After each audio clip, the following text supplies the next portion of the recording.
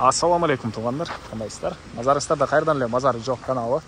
Бүгүн 2-июль 2023 жыл. Мен Бишкек шаарынын түштүк тарабы Сарбан айылында жүрөм туугандар.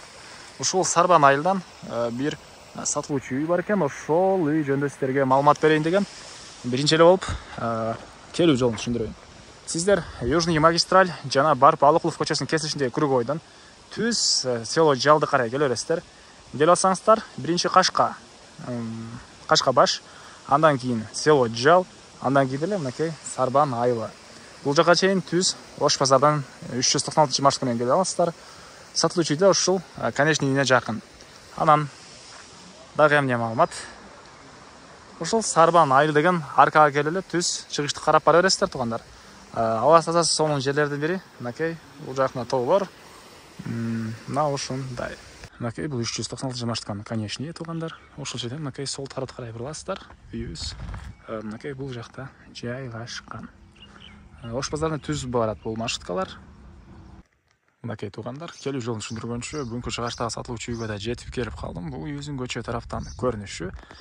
Эң эле түштүк чек арасына бул коштогон помещениясынан эң эле түндүк чек арасы мынакей бул жерлерден болуп калат. О жерден болуп калат. Кызыл китеп бар. Жерин аянты 700 соток туугандар дарек. Ал Жанбай Ажы көчөсү 24-чү дарекке келе бересиздер. 396 маршруттан конечный тарап менен мындайдан келсеңиздер деле болот. Кааласаңыздар, бул жактагы көчө менен деле мындайдан чыксаңыздар болот. Сарбан айылы, ал Жанбай Ажы көчөсү.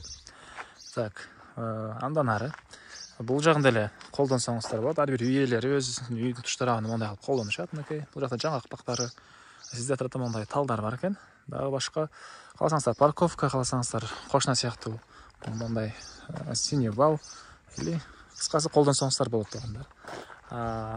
Дагы эмне маалымат? И бир эле убакта ушул үйдүн ээси, бул үйдүн ээси, короче, бир экен. Бир аз адашып кеттим да. Көңүл бурбайсыздар. Кыскасы, бул үй дагы бир үй ээсине караштуу. Кааласаңыздар, общий алып койсоңуздар деле болот. Азыр сиздерге бул үй жөнүндө маалымат берем. Эгер кызыктар болсоңуздар, келгенде бул үйдү да кошо карап көрсөңүздөр болот. Эми ички тарабына кирип, короосун бир чекеден көргөзөйүн. Мынакей бул үйүбүздүн чыгыш тарабынан көрүнүшү 180 квадрат метр болгон 2 этаж. Үй толук түрдө кирпич менен бүтүрүлгөн.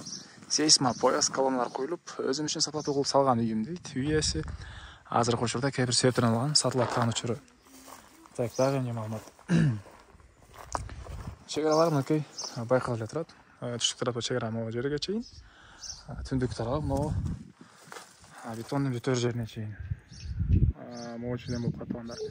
Келсеңиздер дагы үй ээси сиздерге чек араларын тактап көргөзүп берет. Анан мектепке, село Жалдын мектебине садигине барышат. Жөө барып келген аралыкта туугандар. Электр энергиясы, суу туугандар поливной. Жер сугарганга суу деле бар экен. Ичкиге таза суу деле бар. Мынакей фундамент орто бийиктикте. Бул мынакей киргенде эле бир мындай чоң бөлмө. Биринчи этаж менен экинчи этаж ортосуна мындай плита тышталган. Сейсма пояс колонналар коюлган. Так, дагы эмне маалымат? Документтер бар туугандар. Батыш тараптан терезе катарынан туугандар. Анан бул жагында отопление котел үчүн расчет алынган бөлмө. Бул бөлмөгө өзүнчө эшик менен кирип чыга аласыздар. Электропроводдор тартылган, мынакей даяр. Андан ары бул жагында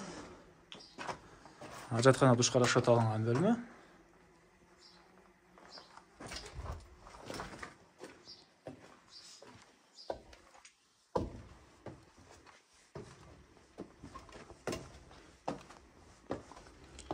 Бул үйүбүздүн экинчи этажы.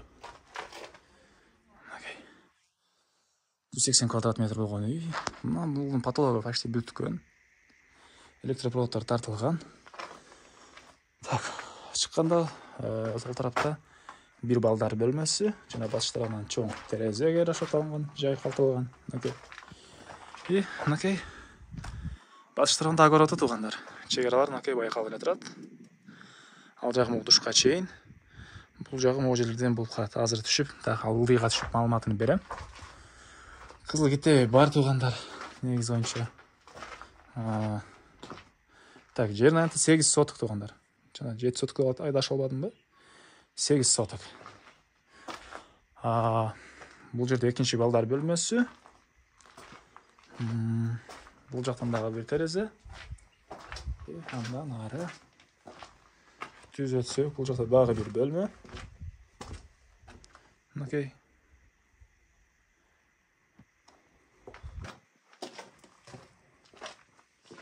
Бул жактан мындай бир залга өтсөңүздөр болот. Залдан дагы, же болбосо бул холл дейсизби, коридор дейсизби, коридордон дагы балконго чыгып кете аласыздар туугандар. Окей. Мындай балкон. Кошуналар деле жакшы дейт үй ээси. Так, орус туугандар, башка областтан келген өзүздүклөр деп коеюнбу, кыргыздар. Кыскасы бардык региондо жашагандар бар. Эми азыр короосуна чыгып калган маалыматты бир чекеден берейин. Мен кайра сатуучунун короосунда туугандар. Эми андан ары. Так, сиздерге үйдүн арт тарабын огородду көргөзөйүн. Бул түндүк тарабынан көрүнүшү.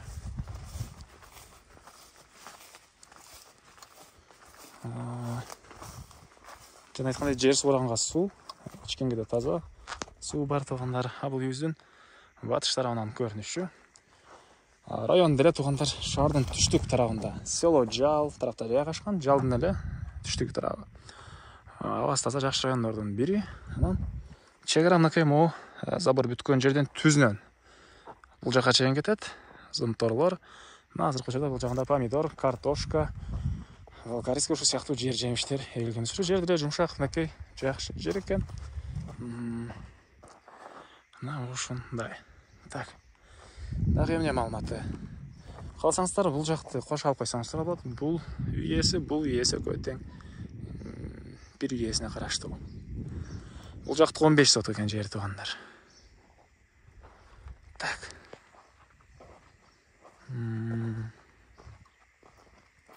Окей.